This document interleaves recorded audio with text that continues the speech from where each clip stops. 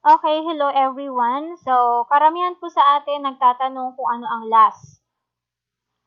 Okay, ano nga ba ang last? Okay, so ito yung tinatawag na learning activity sheets. Ito po yung activity na ibibigay po natin sa mga learners natin. Okay, so ito yung mga parts ng last. First one is the learning resource title. Second is introduction or panimula. The third one is learning competency o kasanayang pampagkatuto.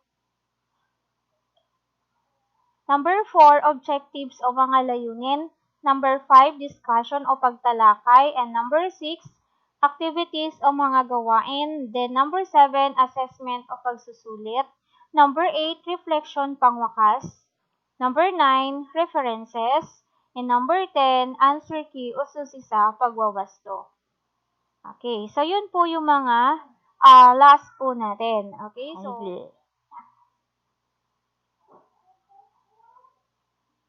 Okay, so mayroon po akong hinanda. Ipapakita po sa inyo which is sample ng last in math. Okay, so ito po yung ginawa ko, share ko lang based po sa aking idea, based po sa aking natutunan doon sa last. Learning resource title, yun yung first part. Okay, so lalagay po natin sa title natin ang learning activity sheets, tapos kung anong subject at kung anong grade level, which is Mathematics 9. Okay. And then, part 2 is introduction o yung panimula. So, dito po sa ginawa ko, gumawa po ako ng at least 5 sentences po, which is dito ko i-introduce yung lesson ko. Okay, so dito ko ibibigay yung kahalagahan ng lesson na i-discuss.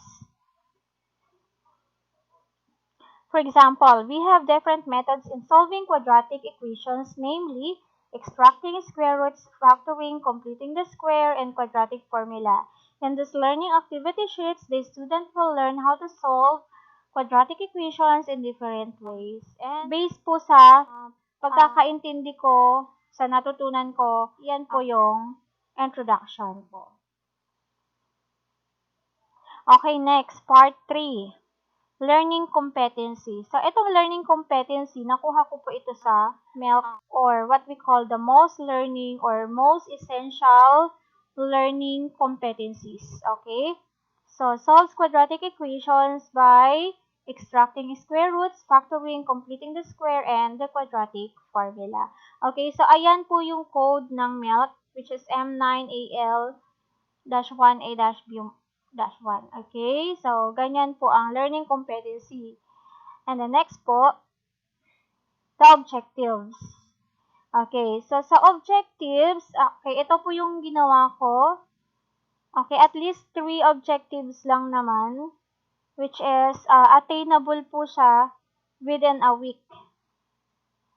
At the end of this learning activity sheets, you're able to solve quadratic equations by extracting square roots, solve quadratic equations by factoring, solve quadratic equations by completing the square, solve quadratic equations by quadratic formula. Okay, so anyway, 1 week naman po itong activity na to.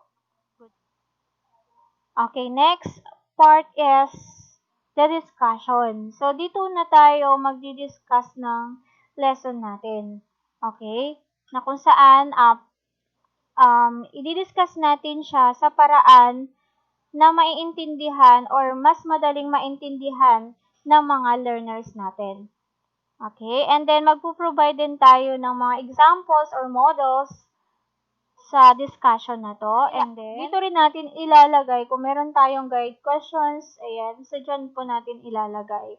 Okay, and then next, for example po nito, quadratic equations that can be written in the form x squared equals k can be solved by applying the following properties. Ayan na po, i-discuss na po natin kung ano yung topic natin.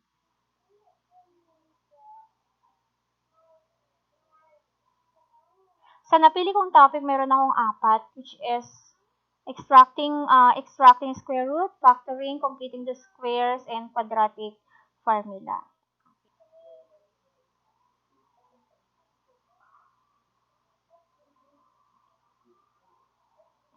Okay, and then next, activities. So, dito po sa activities natin, dapat naka-align po siya doon sa objective na ginawa natin. Kung ano po ang meron sa objectives na ginawa natin, okay, ganun din po sa activities, related po doon. And then, pwede po kayong maglagay ng rubrics kung kinakailangan para sa activities. And then, so, andun dapat yung directions, malinaw na directions para magawa yung activities natin. And then, assessment. Okay, so activities na i-measure natin kung ano yung natutunan ng learner sa atin. Okay, again, which is congruent din or parallel din doon sa objective natin. Okay, related doon sa ginawa nating objective. And then, dapat magbibigay po tayo ng malinaw na instructions or directions para mas madaling maintindihan po ng mga learners natin. Okay, so if possible na gusto po nating lagyan ng rubrics, pwede po tayong maglagay ng rubrics. And then, number 8 is reflection. Okay, so dito po sa reflection, pangwakas, okay, so pwedeng ang gawin po natin sa activity ng bata is fill in the blanks. Ito yung pinakasama rin ng lesson natin. Okay, which is, pwedeng fill in the blanks, summarize natin, tapos maglalagay tayo ng blank para sa importanteng keywords or words na natutunan ng bata doon sa lesson natin. And then, reference. And then, last is the answer key. So, dapat ilagay din po natin yung answer key sa activity sheets natin. Okay? And then, gawa po tayo ng answer key para sa mga students natin, para just in case na magsa-self-learning lang sila, okay, since modular tayo, kumbaga, magsa-self-study po sila at walang gagabay sa kanila, for example, okay, so, meron pong answer key doon na ayun po yung mga parts ng last. So, sana po may naibahagi po ako sa inyo. Sana makatulong po yung video na to para sa paggawa po ng learning activity sheets. Okay, for more videos, search Math-ish and then click playlist. So, marami po ako mga videos or may mga videos po ako, especially po math lessons and mga tutorials. Okay, pwede nyo pong i-visit sa YouTube. And then, ayan po yung FB account ko para po sa details. Okay, pwede nyo rin po akong i-message. Erica Muna.